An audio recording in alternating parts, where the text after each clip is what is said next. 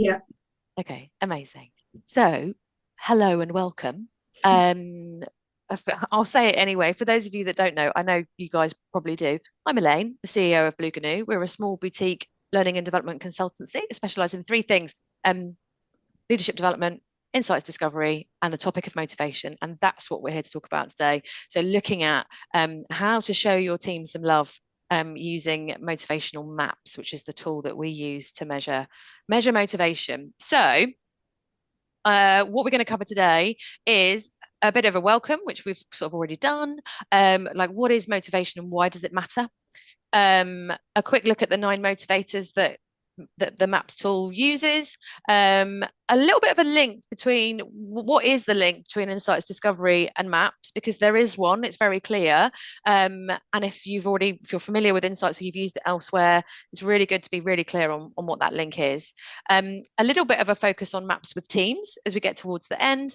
And then what can you do about it after today? So hopefully some top tips to keep yourself motivated, but also some more awareness of how maps works potentially. Um, so that sounds all right in terms of what we'll do in the next 40 minutes or so. Let's get straight to that question, like what is motivation? So I want to throw to you, audience, um, a mass of people that we have. What is motivation to you, and kind of why does it matter? Why would we be bothered on this Valentine's Day to talk about motivation? I suppose for me, it's that energy that drives you. And if you haven't got that drive or that inner want, I suppose, to do something, you kind of you could sort of, I don't know, be going through the motions a little bit at work, Yeah. So for me, it's that sort of energy and drive that keeps you moving forward, I suppose, kind of striving for more. Yeah. Yeah, or Um, prevents inertia. Go on, Rebecca. I was gonna say, I've been thinking about it a lot. I've been on the phone to an accountant this week or last week, and I've been thinking a lot about like you almost have like immediate motivations, like what gets you up in the morning, but then you also have like your long-term motivation. And I think I'm very much in the long-term motivation game at the moment, thinking like, how do I get to that point in my life? And I've been thinking a lot about it this week in terms of like my motivators and what gets me going and stuff and future planning. Mm. Yeah, sometimes a bit boring to think about the future, but other times like totally essential, huh? Yeah. Matt, what about you? Like, what does motivation mean to you? Yeah, it's funny. I think that long-term motivation is that's where I am at the minute, and then I forget about the small-term motivation, and then you end up going, "Oh no, actually, I need to be doing the things now." And it's funny how that sort of ebbs and flows. So yeah, and then sometimes my motivation doesn't match other people's motivation in certain areas, and that's vice versa. If it's interesting to me, or if it's not interesting to them, and how do you overcome that as well? Yeah, it's a really good point, and that's what we see in teams. So sometimes in teams, and a lot of teams approach us when they're in times of turbulence or discomfort, and there's something just not quite right. And so they might look at a couple of like personality style tools to uncover where some of that conflict could be coming from. Often it's not, the personalities aren't the problem. It's those deep-seated drivers. So if my drivers are pulling me over here and your drivers are pulling you over there, it's really difficult for us to find some common ground when it comes to working together. Our personalities might not clash at all, or they might a little bit, We've but got our motivation. we've just got Sonia joining us. Yes, okay, brilliant. Welcome, Sonia. Sonia. Um, don't worry, Sorry. you're good. You're here. That's the main thing. Happy Valentine's Day. We're just talking about what is motivation and why does it matter. So have a little think, Sonia, about kind of like even what's your motivation to join the call today? Because motivation matters. I think it gets us to do things, and sometimes it prevents us from doing things. And organizations, therefore, need to pay attention to the topic of motivation, because if they don't, we're kind of missing a key element. So the things I wanted to say about motivation, which make it harder to measure and to look at, is that often it's invisible. So we really can't see that stuff. Like, Rebecca, talking about your long-term motivations, we may have no idea about what's going on for you because we can keep that stuff to ourselves. Motivation also isn't behavioral. So we don't behave motivation. We don't put it into the world. It's coming from a place within. And that's what makes it a really interesting topic. And it's something really worth pursuing. So exactly what you said, Nikki, that it's an energy, it's a something, either tangible or not, that drives performance. So without that, organizations need to, pay attention, because without it, we've got a whole load of people, but what are they doing? And without motivation, nothing happens. So if it's not there, I could know exactly what my job is and exactly how I might go about it. But if I'm not motivated to do it, I may drag my heels in the performance of my objectives. So those are the three things that I wanted to say about motivation before we start getting into it. And all of those, I guess, link to a performance triangle. And for me, I mentioned at the top of the call about making the link between insights discovery and maps, because it's a really clear link in my mind. And Sonia, this will prick your ears up as an insights practitioner. If we just take a simple performance triangle, so in order for any person or any team to be high performing, we need a recipe of three things, the 3 points on this triangle. The top one, which organizations are super comfortable with usually, is what are we here to do? Like what is it? What's the nature of our work? What are our objectives? What is it that we need to spend our time doing in order to get where we're going? So it sets that direction, and it's easy to determine vision and goals. We're here now. We want to be over there. That's the what. And historically, in my opinion, organizations overvalue the what. So we spend a lot of time measuring performance in this way, measuring goals, objectives, KPIs, OKRs, whatever. We spend a lot of time looking at the what. The second point of the triangle, which I think organizations are getting better at looking at, is the how. So we know what we're there to do. How we go about doing it is unique to the individuals whose job it is or whose performance we're looking at. And that includes their skills and their behaviors. And this is the link to insights discovery. So this is where how I show up from a color preference or any other preference tool that you use is really important to understand that in the nature of how I'm going to go about that job, because it's going to be affected by my preferences and potentially personality, but personality is a whole nother conversation we can have later. And organizations are getting more interested, I think, in looking at how individuals go about that. And certainly in my 25-year career, where they were less interested back in the 90s, we're far more interested now in looking at, well, how is it that people go about that? And we can give them skill development, but we can also give them behavioral development. So that's really cool. But then in order for people to be high performing, there's this third point of the triangle, which is often ignored or just completely overlooked. And that's the why should I care? Why should I do anything? Why bother? What is it that kind of makes someone go towards the what and the how? And that is the point of motivation. So that's where paying attention to that invisible energy that drives people, which therefore is hard to measure, becomes super important, because without it, we can't close the triangle. So and I think organizations are getting interested in pursuing the topic of motivation, but it's almost they don't know how to do it or how to measure it because it is an invisible thing. So the good news is some very clever people have come up with some really cool tools that kind of help us to measure motivation. And the tool they've created, and James Sale, the author of it, has spent many, many years kind of perfecting his craft around how to measure motivation. It's been a lifelong passion for him. He's come up with this motivational map profile, which is super interesting. For those of you that are interested, it's approximately half the price of a lot of the market leading psychometrics out there. So it's quite cheap to get accredited, cheap to do the profiles, highly effective. This is what it looks like. So this is a profile from someone in my team. And I'm just going to share with you some of the high level content about motivation, because this is where, in the spirit of it being Valentine's Day today, you can really show some people in your team some love by knowing this stuff about them, because it's not just an individual's responsibility to top up their cup. It's our responsibility as team members and good corporate citizens and friends and colleagues to kind of top up other people's cups when it comes to motivation. It's a shared thing, and we can often spot it, can't we? I know if I've got someone in my team who's just not feeling the love, it's usually because I haven't paid enough attention to the type of things they need to be doing to feel motivated. So In the MAPS model, we've clustered our motivators into 3 areas. You can see there's a green relationship cluster, a red achievement cluster, and a blue growth cluster. Now, those colors are nothing to do with the insights discovery colors. So if you've got that in your head, immediately delete it. And it's interesting that they're positioned in this way on the model for good reason. So the relationship cluster is on the left because mostly the 3 motivators that you can see here, friend, defender, and star, that come from a relationship perspective are more set in the past. So people who are motivated by those relationship motivators are more focused on what has been. As we move across the model and we go to the achievement sector, which is in the center, builder, director, and expert, these motivators are more concerned with what's happening right now, what's happening in the moment right now. And this is a beautiful link to what you were saying, Rebecca, at the top of the call.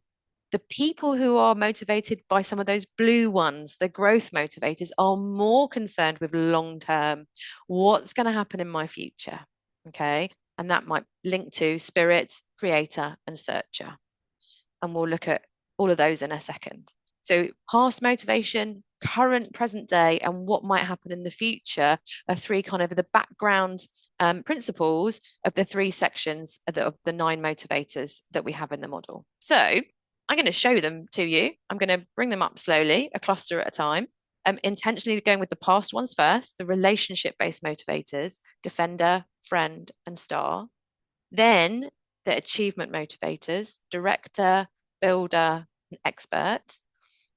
And lastly, the growth motivators, creator, spirit, and searcher. And I'll just give you a moment to have a read of the context that sits with each of those motivators. It's very high level. I'm not giving you too much information here, but I'd love for you, if you know your way around Zoom, to find the annotate function, which is on your Zoom toolbar. It's a little diagonal pencil. And if you click annotate, it will bring up another toolbar, usually on the left-hand side of your screen. And if you click the tick option, as in the little green tick you might get on your homework from school, it will bring up some stamps. And there's loads of different stamps you could use. A tick, you could use an arrow, a cross, a star, a heart, or a question mark. And I'd love for you just to stamp this up in terms of which, let's restrict ourselves to 3. So which 3 of these motivators do you, just on reading the headlines, do you think you might be drawn to? So which of these ones appeals to you the most? The first challenge is finding the annotate function on Zoom. It might be hidden under the black 3 dots on your Zoom toolbar. Oh, yay, Matt, you found it. I might stamp up mine as well. Oh, Sonia, there you go. Doesn't matter. Just scribble all over it. I'm going to stamp mine as well because I know where mine are and I'm very clear.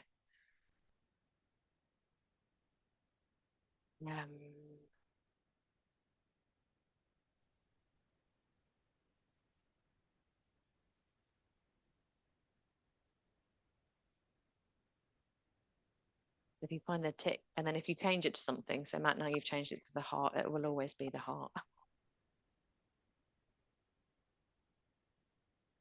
You can't find I it. feel like the heart is very apt for Valentine's Day, Matt. It's very appropriate today. Yeah, you're a smack on brand. Well done.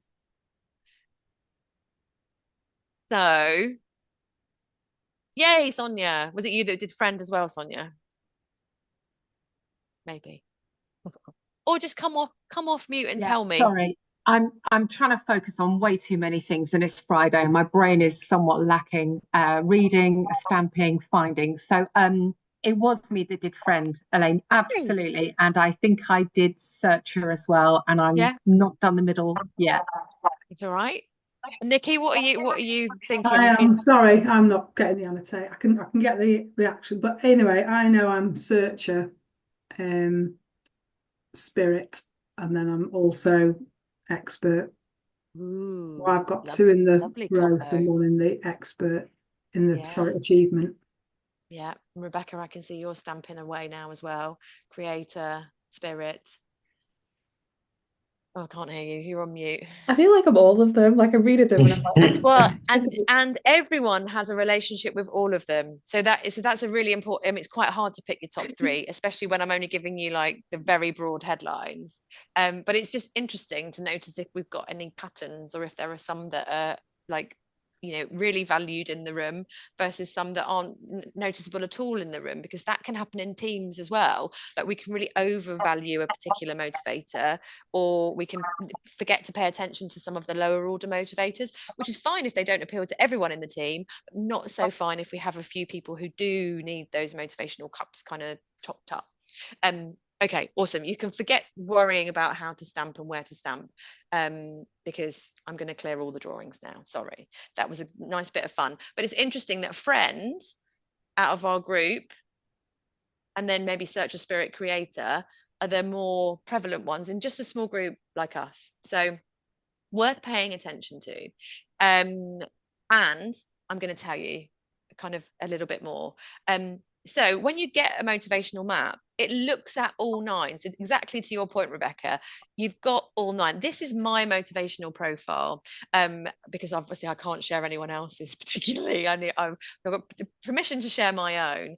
Now you can see that searcher is really, really important to me because of the number, and the fact that it's above this dotted orange line here. So anything that pops up above that orange line is what we call a spike motivator, which means it's of extreme importance to someone to have that, in terms of topping them up and keeping them well fed from a motivation perspective.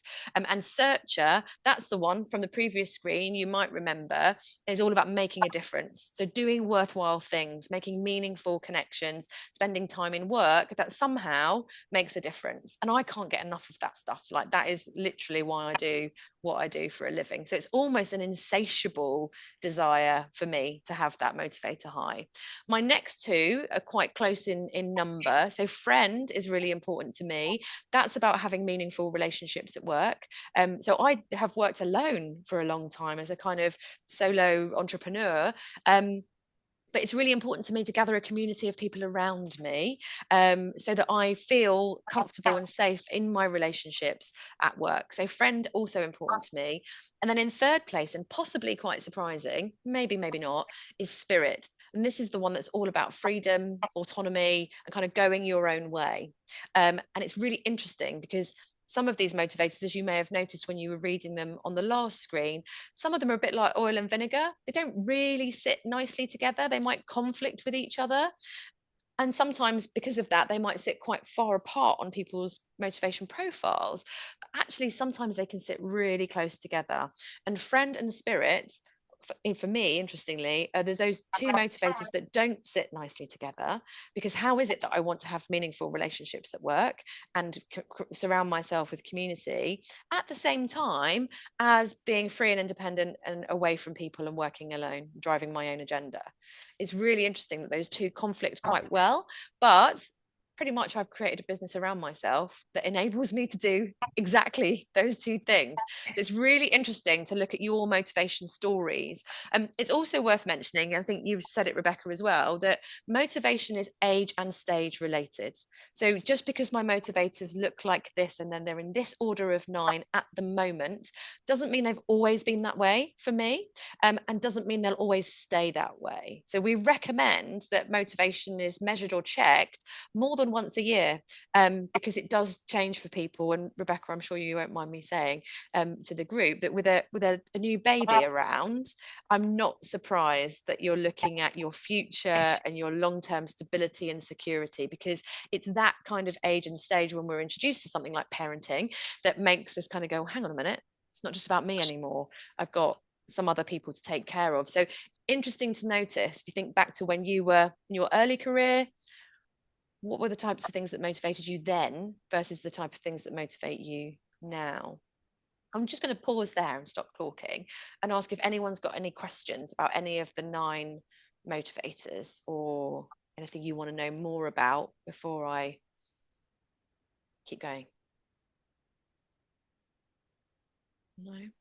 No? You said, Elaine, that people will, sometimes you'd recommend to do even more than one a year. Do you think there is a sort of what's a useful time frame to kind of, I know it might depend on the individual, but if you're working with someone and said, look, it might be worth the team, do you think like at least annually maybe to see how things are Yeah, well, moving? remember I said a minute ago, Maps is quite cheap compared to other profiles, and that's because they want you to keep using it. They want you to do it multiple times a year. So there is actually a platform, Nikki, which we should talk about called Mojo, which is a digital version of your map. And on Mojo, you buy one license per year, but in that year, you get the chance to do 4 maps.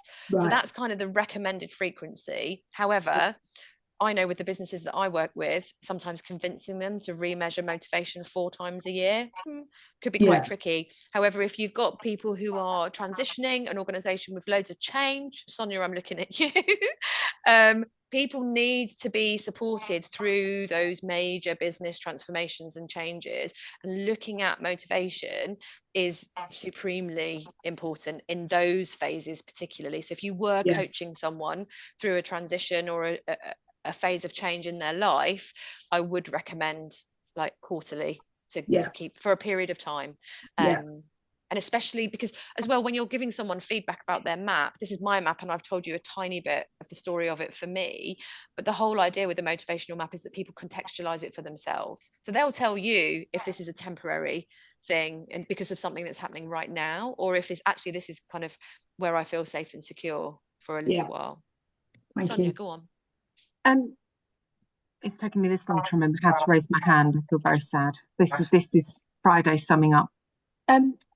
So and Elaine, I'm not familiar enough with it, so I apologise if I'm slowing the group down. There's a bit for me around where your values fit into this, because I think that those motivators are there. But equally, if I think about working for the company that I work for, I am motivated by the values. That's one of the reasons why I stay. So I'm curious to understand more around where do those values feed into those different motivators, because I'm trying to work out where they'd fit in.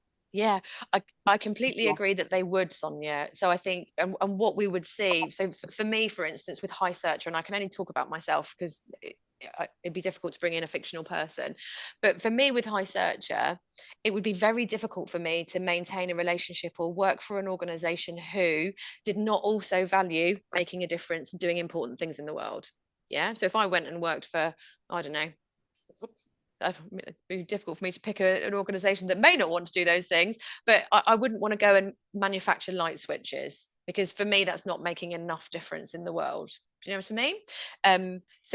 So I do think there is a direct link between your values and your motivations, because if your motivation bucket cannot be filled by your current employer, people do move on, and we get to that later in the profile. So the profile not only measures what you're currently motivated by, but it also measures how motivated you currently are. So it gives you that kind of flight risk thing. And what we see is people are most likely to be lacking in motivation when their organization isn't doing enough to fill up their cup. And that could be from a values perspective. Thanks, Nikki, for the reminder, but you dip out when you need to go.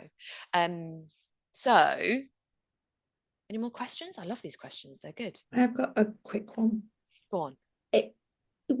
Could you see this being used as a reactive tool in the sense if you were struggling with employee engagement or somebody was struggling, I don't know, feeling complete in their role? Could you introduce this and do a quick profile on them to understand them a bit better and help them figure it out?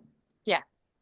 I would argue, Rebecca, if I zoom that question out a bit and talk about employee engagement, in my experience of working inside corporate organizations, there's only 1 or 2 questions in a like 50 or 60 question survey bank on an employee engagement survey actually touch on motivation, and they're really broad brush usually.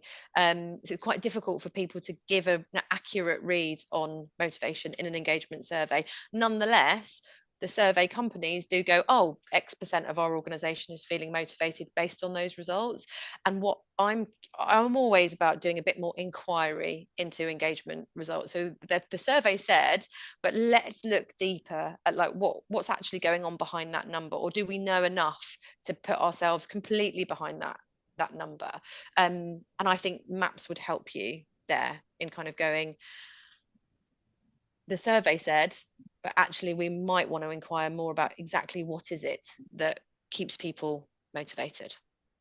So Let me show you what else is in the profile, because I think it's really useful to know. So I mentioned in my profile, some motivators don't play nicely together. They're a bit like oil and vinegar. These are the 8 word pairings or motivation pairings that don't like each other. So just have a look at those and let me know if there's any that surprise you. You'll notice that defender and director conflict with quite a lot. And there are some that aren't mentioned at all. So expert, for instance, doesn't actually have a negative or a conflicting relationship with any other motivator. Whereas defender, that one, and a couple of people, I think if you stamped up defender's all about stability and loyalty and structure. And Matt, you said, gosh, coming out of the Navy, like, oh, that no one tells me what to do anymore. That could be like irking your defender a little bit if that's something that you need. And defender conflicts with all of those blue motivators, so searcher, creator, and spirit, because those blue motivators are going, oh, let's mix it up, let's shake it up, let's move it forward. Whereas defender is going, actually, let's just get comfortable where we are. So very, very different. And imagine if I'm the owner of a business, I kind of am, but if I'm the owner of a business that's motivated by defender, all I'm doing is offering motivation in those growth blue motivators. I'm actively demotivating my team. It's all about being wise enough to know what your team are motivated by, what your organization is motivated by, and having strategies to fill up the motivation buckets, because we all do this for each other. It's not I need my manager to do it, or I need my husband to do it, or I need my wife to do it. We do it for ourselves, but we also top up the cups of the people that we work alongside. And there's a few interesting ones here. I think like builder is kind of the money one. So it's not a surprise to see that anyone with high builder might conflict with someone with high searcher, because builder, well, let's earn money, let's do the thing. Searcher, actually, let's forget the money, let's make a difference. Let's do this on a values-led base. Whereas builders like, forget the values, let's make more cash. So you can see how they can conflict with each other. To your point, Sonia, about values, direct conflict of interest there. Oh, I'm stamping the screen. Why have I done that? Let's switch off my toolbar. We've got team maps in here as well. So this is a team map. So this isn't I think this is my team actually. This isn't part of the individual profile, but you can get an individual map, but you can also get the team map, which shows a similar thing and shows for this team, possibly my team, searcher, spirit, and expert are high. But look at this lovely cluster here. Expert, defender, builder, creator, all quite equal. What this team doesn't want is to have power and control. They're actually quite willing to give that up to other people. So low director, low star. Star's the fame one. It's the red carpet one. It's the influencer one. I want to be out there getting loads of likes on Instagram, or whatever. This team don't have that high, but some teams will have it exceptionally high. Really interesting to notice. In a team map as well, you'd also get this lovely chart, the reds and oranges, which is all about shared motivators. So looking at across a team of people, this team looks like it's got about 6 or 7 people in it. Most of them, 7 people, have got searcher in their top 3 motivator. Bless you, Sonia. They've got equal amounts of spirit, slightly less expert, and then builders important for 4 of these people in this team. Defenders only for 1 person, doesn't conflict with anything else. But where the motivator is also shown in red, it means that that's someone's lowest motivator. So the orange bars are people's top 3 motivators, because we need to pay attention to the top 3. The red is just the person's lowest order motivator. So this could be really interesting, couldn't it? This builder relationship here. Some people in the team really want to get more, have a higher standard of living, earn more cash. Other people are saying, that's not important to me at all. So offering a singular monetary reward to the same team is not going to have the same value as it would if we were flexing our motivation styles. And this is the same data for the same team, but showing you the traffic lights really. So where the box is in red, it shows that it's that person's highest motivator. Where it's in orange, it's their second motivator. And where it's in yellow, it's their third motivator. So look at this, we've got a really interesting conflict here. Someone in this team has got director highest, but overall for the team, it's the lowest order motivator. interesting. Is that person in charge of this team? Possibly not. How therefore do they get their cup filled up? Matt, you've raised your hand. Do you see a correlation between levels of individuals within a team compared to what they've picked? So you might have those in more senior positions finding they want to be a builder, but actually those who maybe more junior, they want to go in a different way. Yeah, it's an interesting question, because actually what I'm seeing at the moment, and we're mapping probably about 30 to 40 people a month, so we're getting quite a lot of data in from a variety of clients. It's interesting. Actually, the money thing is the other way around. So it's the people in their earlier careers that are focusing on make more, do more, have more, and the people that are later in their careers that are focusing more on those blue motivators, so the searcher, spirit, creator. So that's anecdotally what I'm seeing. However, I only have access to my clients, which is not a fair spread across all industries and all sectors in the UK. I think what's interesting is when you're working with teams where you see a bit like this, that there is a high dominance of shared motivator for some, but then some individuals are not the same. So it's really interesting to notice that. With one of our clients, it's a particularly values-led organization. Searcher has been up and off the scale, but they've all identified, all the leaders in that business have identified that actually Searcher can be a real Achilles heel for them, because they overvalue kindness and inclusion as a value so much that they actually forget to have hard conversations. So they might need to have more of those red motivators, the kind of director, expert, and builder, in order to be tougher, to have those kind of, right now this isn't working. Yes, we're motivated by long-term success, but we need to have some in the now conversations. So you definitely do see trends from the type of organization and the people that it attracts, and you can also tell the people that are not particularly happy in their current roles because their motivation risk level is quite high. I think I've taken out the slide on individual motivation level, which is quite annoying, so I should have put it back in. But I mentioned earlier that I wanted to talk a little bit more about the link between insights and maps, because we're known as an insights discovery based business. It's kind of what we do. It's our bread and butter. So we know that insights describes people's behavior beautifully, but it doesn't go so far as to tell us why. So it doesn't say why I lead with sunshine yellow energy. It just tells me that I lead with that. But maps really helps us understand what people need at work. And people typically are poor at asking for what they need. That we're not usually brilliant at saying, I need more of this right now, which is where maps becomes helpful. The motivational map is also more than 2D. So it's a bit like a real life map. It's got those contour lines that kind of give you context and height, as well as the kind of lines that show you where to go. It's because it's measuring your motivators, but it's also measuring how motivated individuals currently are. Insights also shows the team's different preferences, but we still may not know from their preferences how closely motivated they are. So it's a lovely, the two coming together, and we're doing this more and more with more of our clients, using insights first, maps second, and kind of doing this beautiful layering of, well, what are both these profiles telling us? Because until we know the whole picture, using insights is one thing, but looking at motivation really helps us complement the whole relationship. And yeah, I've just said that. It's unlikely now that we've been working with motivational maps for about 5 years here.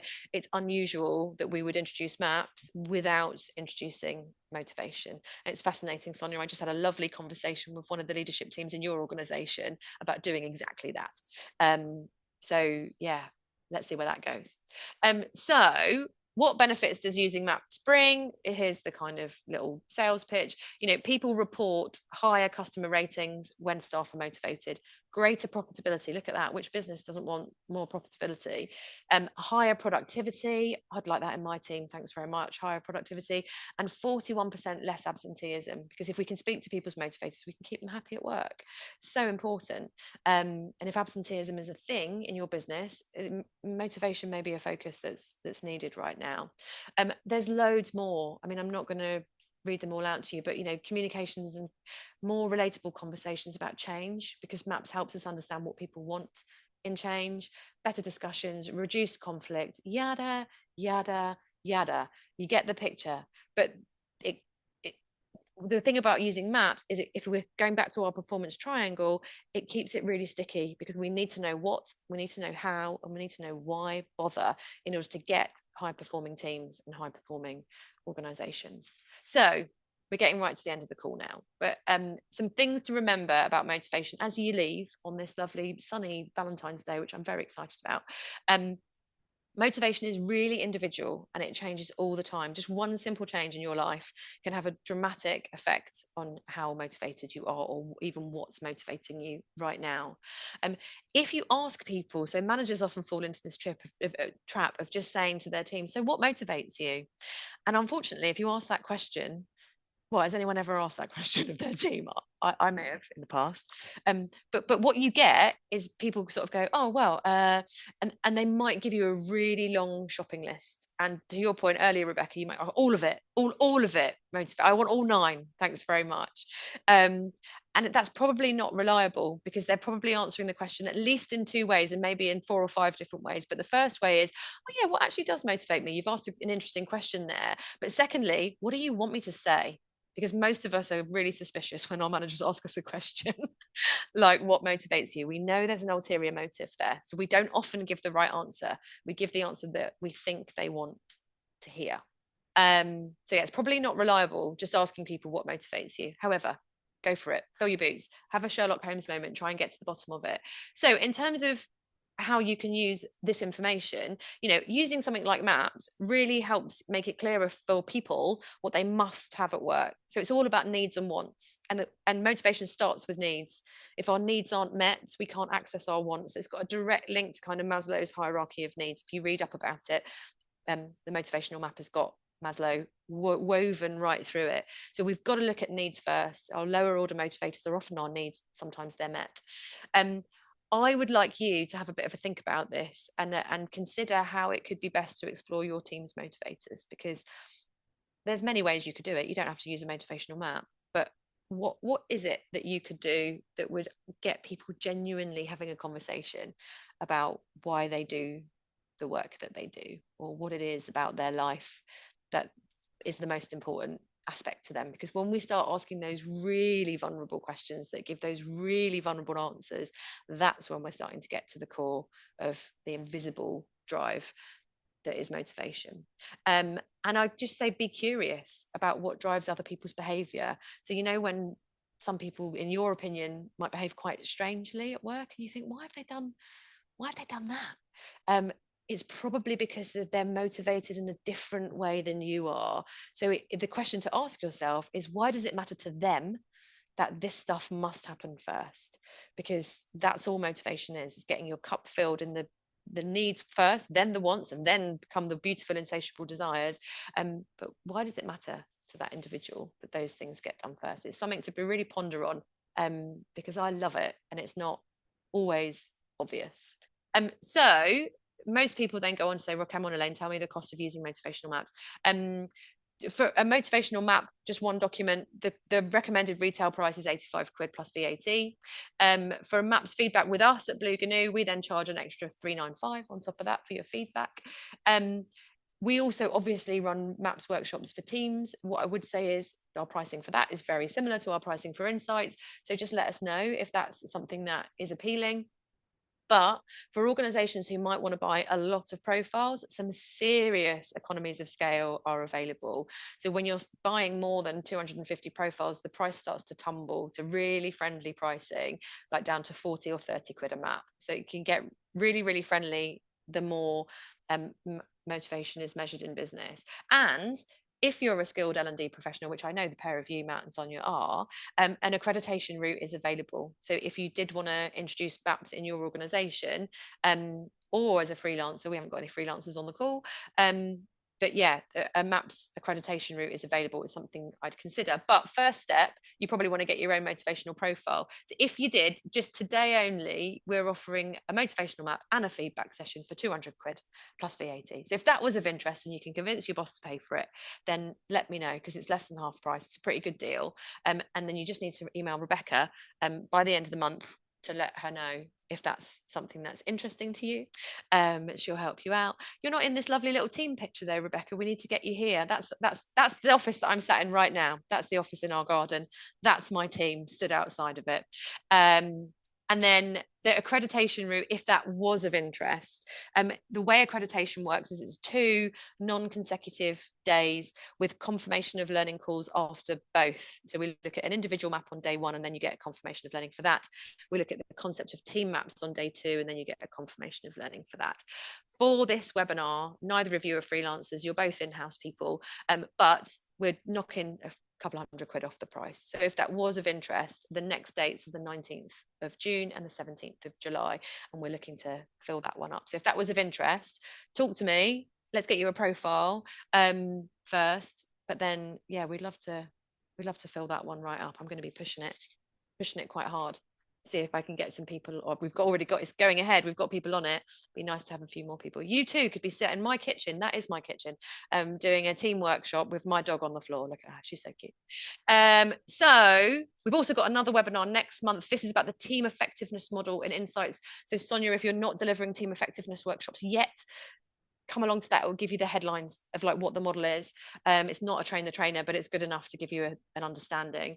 And we've got some previous webinars. So if you did want to look at a different motivational maps webinar, the benefits of coaching, or an insights webinar, let me know. Or the QR codes are there. I don't like QR codes personally, they freak me out. But does anyone have any questions?